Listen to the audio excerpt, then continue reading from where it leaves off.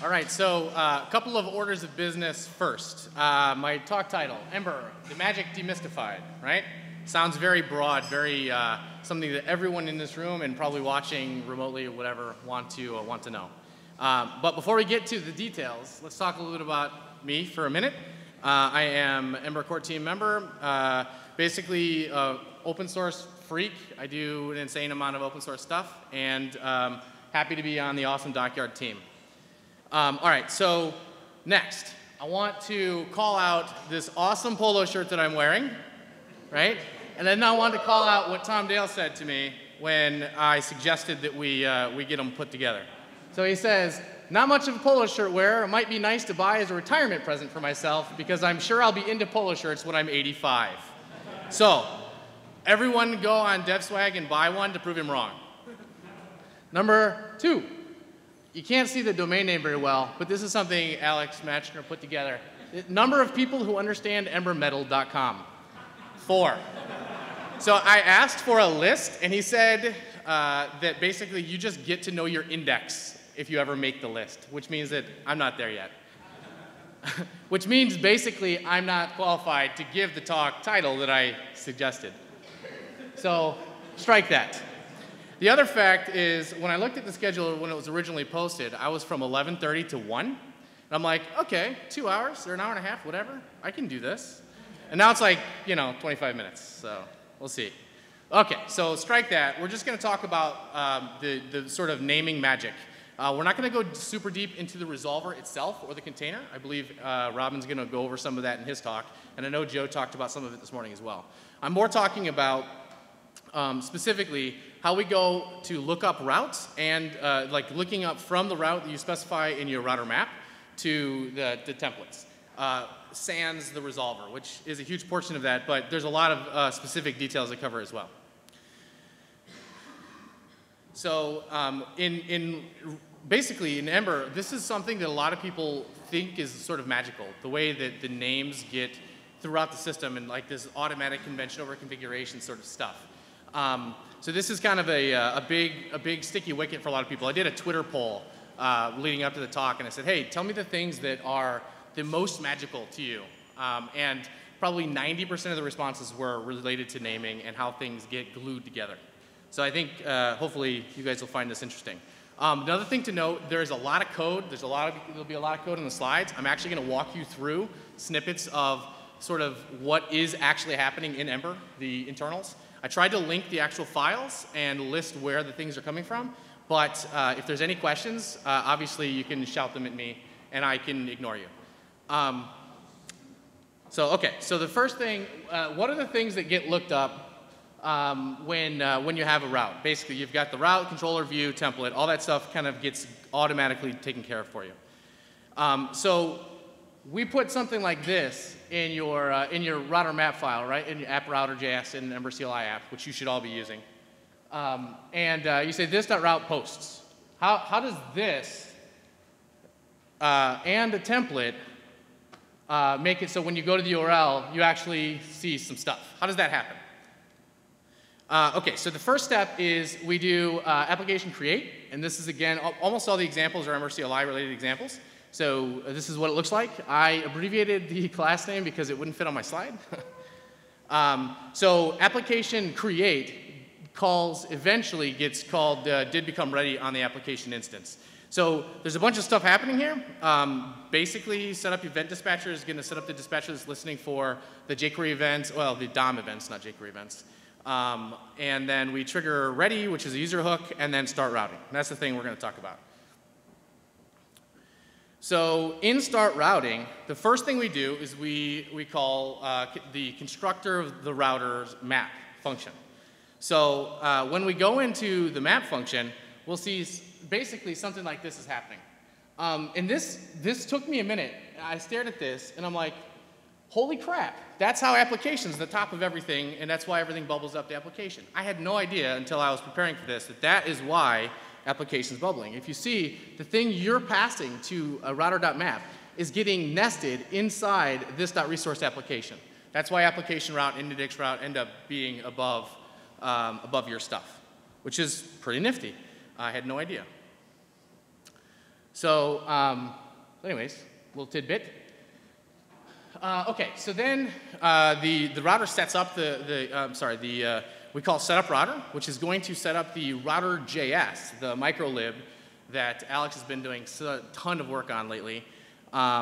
Basically, it sets the get handler, get handler function on the router instance that we use. And then it also sets up a bunch of URL hooks that get called when the URL changes. And Alex, feel free to correct me whenever I mess up. Heckling encouraged.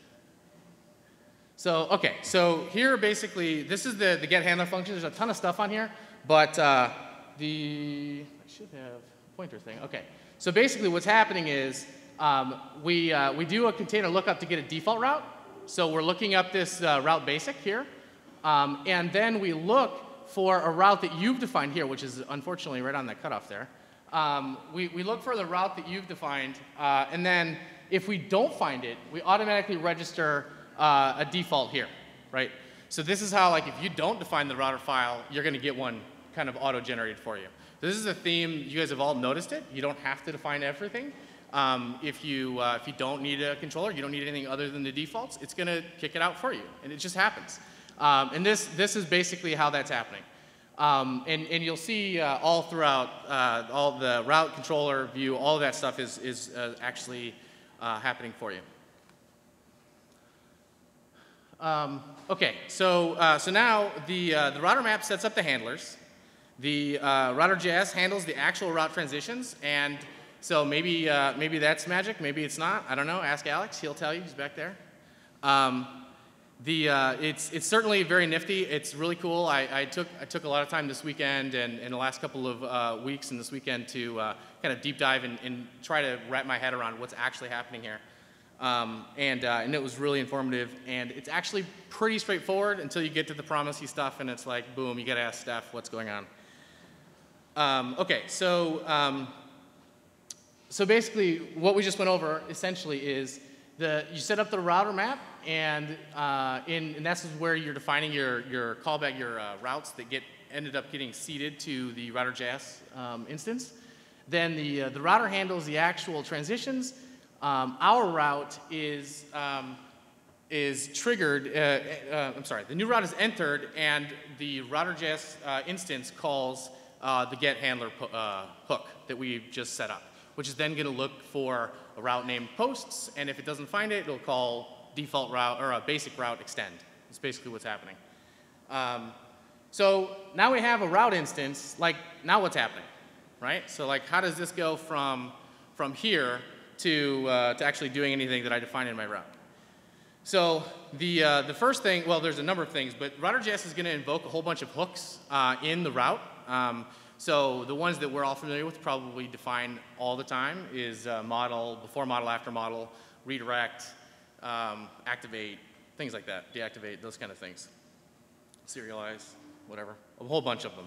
So, but the one I'm going to talk about right now is the setup, route setup. So route setup, there's a little bit of indirection, only because it's extension points for you guys. So basically route setup is going to hook up a controller for the given route name. And then if you don't specify one, it generates one. Now, we're not going to go look at this function, but it's essentially exactly the same as the get handler function, where it's looking in the container to see if one thing exists, and then determining based on your model, hey, do you need an array controller or an object controller? It's pretty straightforward. So then it calls the setup controller hook, which, again, you guys have probably all implemented at least once. And by default, Ember has a default setup controller that just sets the model to what your model hook returned.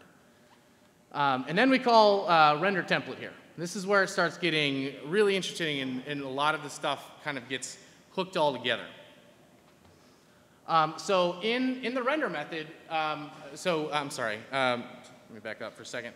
So render template just calls render in the default implementation. You can override this and do your own magic if you want to. You want to be magical, it's fine. But by default, we just call render. So, and in the render hook, we are calling, we're grabbing the name, and then we're looking for a template with the name that either you provided. If your route has a template name property, it'll use that. If it doesn't, it'll default to the name of the route, which you guys have all done a million times. Same thing with the view. So if you have a view name property, it'll use that. If you don't, it'll default to the route view. Or I'm sorry, the route name. So now we're going to do, this is the same pattern that we just saw. We're going to do lookup, container lookup to find the view. If there's a view, then we're also going to try to get the template from the view. So the view itself can have its own template and a template name specified. It doesn't have to be the default one with the name of the route. So if there's no template, then we're going to do a lookup. So this is the same pattern. This is how all this stuff is happening internally. So the next thing we're going to do is we're going to build up this options hash, passing the template that we just looked up and found, and it's going to build up and it's going to call setup view. And this basically, if the view is not defined, it'll do an auto-generated view, and if it is defined, then it'll use that, and it passes the container to do this stuff. So and then we just append the view to the DOM, right? Go. What if your view doesn't have a template or a template? Then it will use the right here. It'll use the default template, which is set right there. Template name defaults to the route name.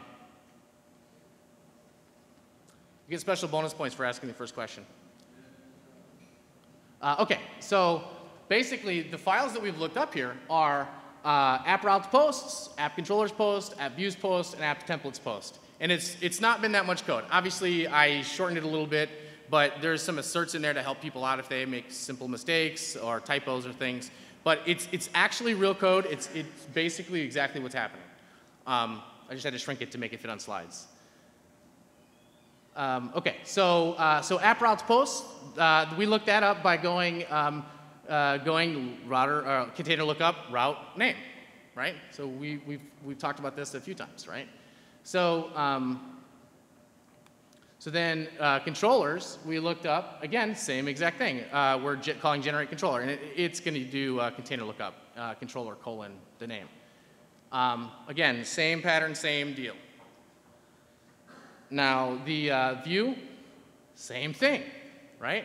So it's a theme you're going to see, right? It's not like magic. It's just doing these lookups and trying to determine things and giving you same defaults.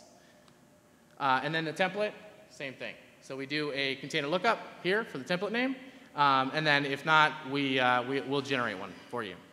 And that's basically what's happening. I mean, that is how that actually ends up on screen. That's what happens. So it's pretty straightforward. Like it's not that hard to even follow if you just jump in the code. And I'll put these slides online later, but you can actually see these are the file names and line numbers. You can actually follow along and take a look at what's happening. Okay, so the other thing that a lot of people talk about, so there's the component lookup as well. So like in your template, you put curly x-foo, x-foo. And now that thing's going to get looked up, and that's going to sort of, if I have a component named xfoo, or if I have a template named components xfoo, it will just do things, right? So let's talk about how that works. It's essentially the same, but you know, I've got, I don't know, 10 minutes, I think, per Brian. So, so the first thing that I want to point out is components by default, the thing that you put in your templates folder is actually the layout. This is something that trips up people a lot. The layout is the thing that you put in your templates folder. The thing you supply as a block param is the template. You can also provide your own template, I think, but it's something that a lot of people don't understand and don't realize. And there's really good reasons for this. The main one is so that you can call yield in your template, and it yields to the template, and that's what the block param gets yielded into.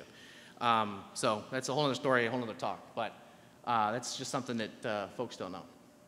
So, and then we'll look for the Ember component instance where it belongs. So, so basically, you know, you've got, you know, xfoo bar baz here, and then you've got a templates component xfoo, and it just says foobar, right? So how do we get from this to actually have something on the page, right? So, you know, we've got our component, we define a little computed for foobar, and we're returning foobar, right? So the first thing is, this is sort of tricky, right? This took me a while to really understand, and Eric helped me out a lot on IRC the other day, trying to figure out what the hell's happening here.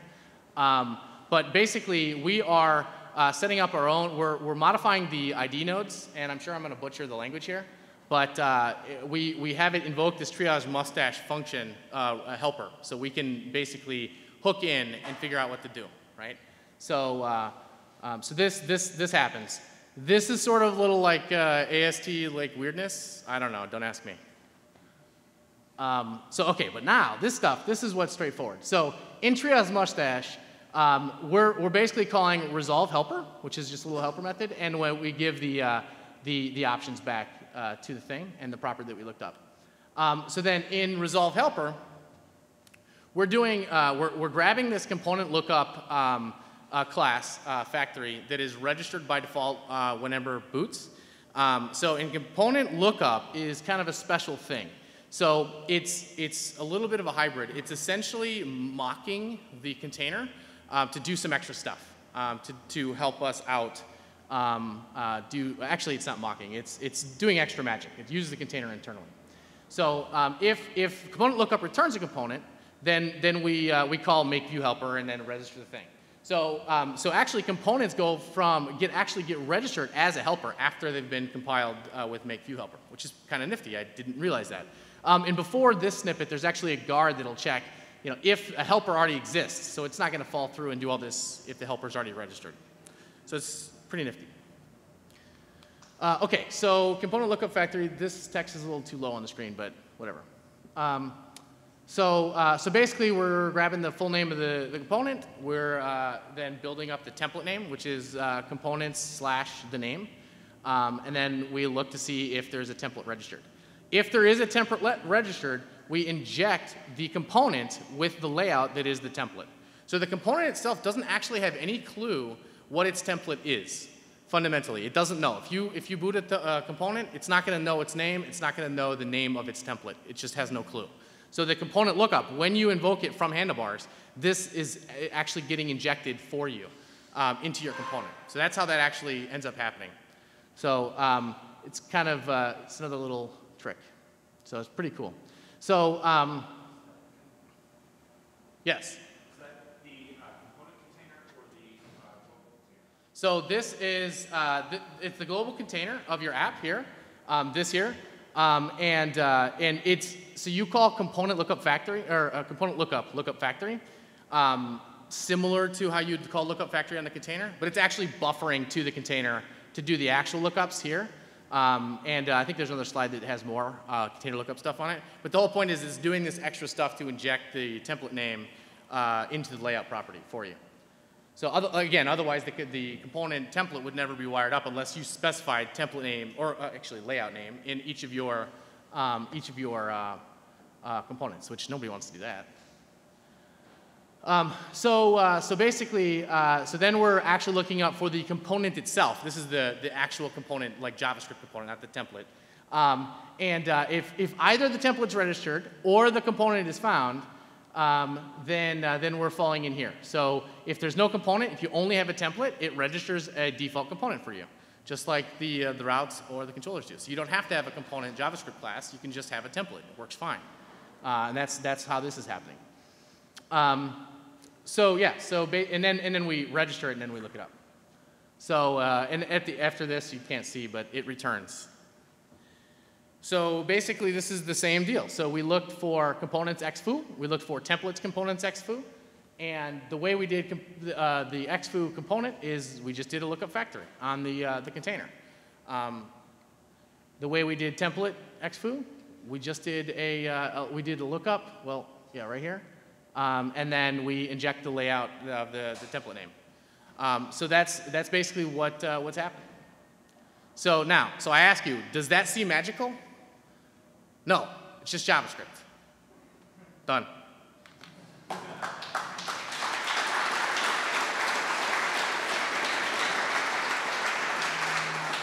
And I want to put it on record, that's 21 minutes.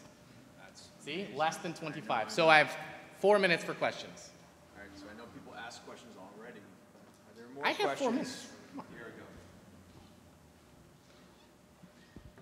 So where I've run into trouble doing this is when I'm doing a big app with like multiple sections. So for example, say I've got an admin section and a front end. Yep. So what I do is I create a namespace that both of them get attached to, and that might be, for example, in Rails, like shared. So I'll have this shared namespace. It'll have like shared models. They'll all get attached there, and then I'll create the app in the namespace. So it'll be like shared namespace.app. Okay. The problem that I've had like a few with lookup stuff, but probably one that's like most topical is with a shared component. So I'll have a shared component and I'll create it, but then I'll also have to put the template in the app-specific directory to get it to find the template for that component. Right. So I can't share those templates at the moment. It's probably also worth noting that I'm also using resolve template and resolving the template for either admin or front end and finding those templates. Sure. So, I mean, you could use resolve template to do that differentiation and share it for you, right? You could hook it in there and say, hey, if this is this thing, then do that. I mean, you could totally do that. The resolver, I mean, it's just JavaScript, right? So. So that's like the way to go about that is to I mean, yeah, just put more logic in resolve. If you want to share it, then you're going to have to do it, right? So, I mean, I don't think it's not really a sort of standard Ember thing to have multiple apps going at once and all that stuff. So, Yeah. So I mean, it seems reasonable. Like, I'm not saying it's silly. It's not sort of a baked in scenario. Yeah, absolutely. Yeah. That's all. Anybody else? Over here. Yes. This is a quick one, but based on the code you showed, would it be a bad idea to have a route named basic? Absolutely, yes. Okay. So there is actually a guard right now. There's an assertion that someone added. It will be in 1.7 if we ever ship 1.7 beta 1. There's a guard in there actually. If you register a thing called basic, it will throw an assert. I think it's either an assert or an error, but either way, it tells you, hey, no, you can't do that. So there's a couple of other things. Like there's a view default and a view top level as well. So don't do those either. There's probably more. I don't know. So if someone wants to begin dissecting Ember and looking in the internals, where would you suggest we start? I mean, it depends on what you're interested in, right? So it's actually very readable. I had the opportunity to review a Ember 0.9 app, and the code base from the 0.9 era to today is, to me, night and day. It's significantly more readable today. So I don't think it's hard to approach. The thing you should ask yourself is like, what seems magical? What seems like something you're interested in doing? And the way the library is split up basically is there's separate packages for each thing. There's Ember routing, there's Ember metal, there's Ember handlebars. There's a whole bunch of different packages, and you can really kind of get an idea of what's happening. And like I said, like the snippets that I pasted, these are like copy pasted. And with the exception of a few things to where I had to shorten names and things, but that's the code, right? It's not hard to follow. Like, it's straightforward. You may not know where the jumping around happens. Like, you don't need to understand how metal works to understand how to use Ember, right? So obviously, I don't have a number. I'm not on that. We're not at 5 yet. I don't know who the 4 are either, Alex. We need to find out. But yeah, so I would say find something that interests you and just like go poke around at it. And jump in IRC as well. So there's a bunch of us in IRC all the time. Love answering questions and seeing people learn new things. It's pretty awesome. I think there was one more question.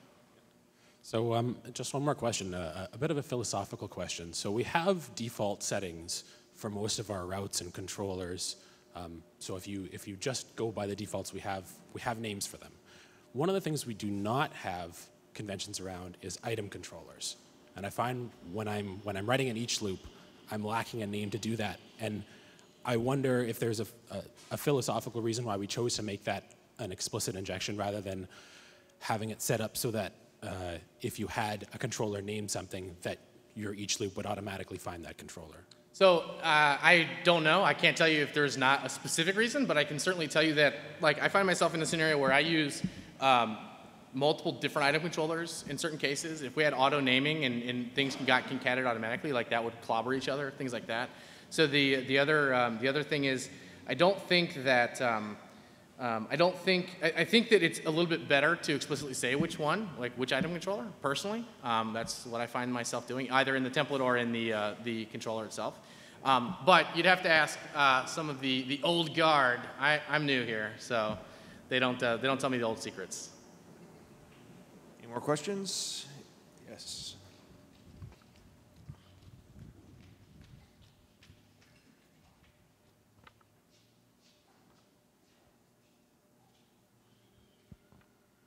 I wanted to ask how a template is exposed to the actual data and also actions. Just what you were saying, I wasn't really sure. Actions, what do you mean? Sorry. Well, I understand that there's context and things bubble up and you hit the controller and then you bubble up the route hierarchy. So when you trigger an action, is that you're talking about like how application route ends up being the top level thing? Is that what you mean? Sorry, yeah. Your examples illustrated how things are resolved very clearly, but I just wasn't sure how the actual wiring of all the Ember events. Yeah. So Luke did a killer job on that just before 1.0, like 2 days or midnight. I don't know, just before. But it's actually super cool. So you specify the actions hash. It moves it to _actions, and then basically when the router detects. So when you trigger an action, it calls, looks for the target of each object, and then calls send, and then send will like bubble up to the target and the target. Eventually it ends up at the router itself, and then the router does like loops through your contexts, handler infos, is that the right word? Yes. I got one right. And then it determines like your hierarchy, and then it'll continue that bubbling from the router's perspective as well. So, I'm not 100% sure if that answered your question, but there's a ton of stuff happening in there, and Brian's looking at his watch. And the other half was the template being exposed to data and things like with and the each blocks. How does that data get bound to just a handlebars file? So in the templates, in the with helper and the each helper, there's a whole bunch of stuff that essentially is set up to isolate the scope of those things. It's really easy to do wrong, and it has taken a while to get right. But I think like with for example, when we added with controller, there's a whole bunch of scenarios that didn't happen properly, like actions and some of the context stuff deferring. So like basically what's happening is we have the data and keywords in like handlebars options hash, and those get bound to the thing that you're referencing. So if you say like with foo as bar, it's going to bind bar to what foo is in the parent context, and then preserve the context in the template.